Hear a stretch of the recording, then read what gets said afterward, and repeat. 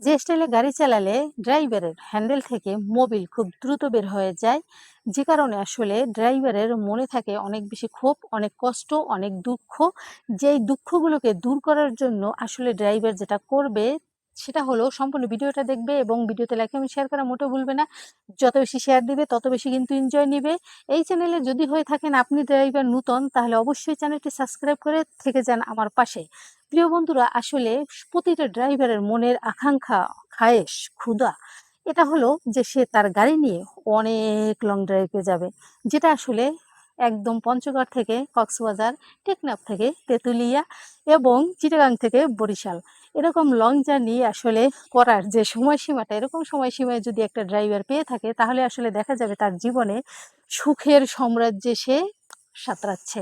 So আসলে প্রিয় বন্ধুরা, এটা আসলে করার জন্য যেটা করতে হবে, ২ টা কারণে আসলে না চাইতেও ড্রাইভারের হ্যান্ডেলের মোবিল বের হয়ে যায়। সেই ২ টো কারণ এবং ২ টা স্টাইল। সেটা হলো যে, একটা হলো ডগি স্টাইলে আপনি যদি খুব স্পিডে গাড়ি চালান, ওই মুহূর্তে দেখবেন যে আসলে আপনার মানে ইচ্ছের বাহিরে অনাকাঙ্ক্ষিতভাবে আপনার হ্যান্ডেল থেকে মোবিল সুরসুর করে পড়ে গেছে। এবং দ্বিতীয় যেটা হলো সেটা হলো, আপনি অনেকদিন পর মানে আপনার গাড়ি থেকে আপনি অনেক দূরে ছিলেন। অনেকদিন পরে আসলে আপনি আসলেন।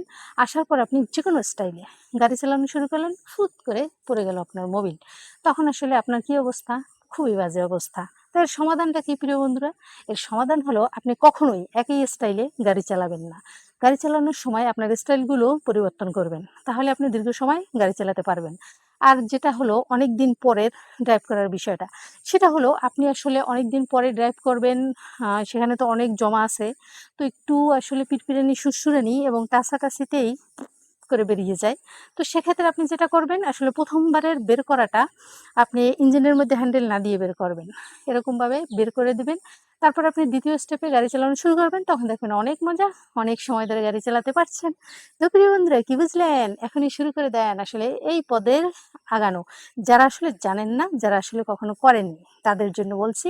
প্রিয় বন্ধুরা, সবাই ভালো থাকবেন, সুস্থ থাকবেন এবং বেশি, বেশি আমার ভিডিও দেখবেন এবং অনেক বেশি মজা পাবেন। আল্লাহ হাফেজ।